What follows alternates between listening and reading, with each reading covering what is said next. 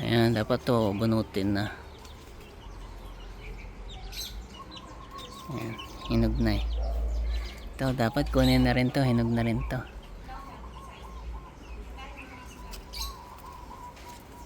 Ayaw pang mabunot. So, meron pang isa. Ayan, isa. Isang hinihintay. Dalawa, tatlo.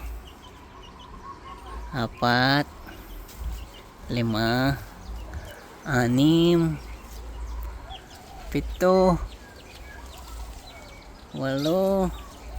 10, 11, 11, meron ba dito?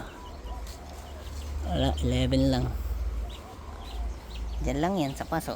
Ayan. Hindi magtatagal.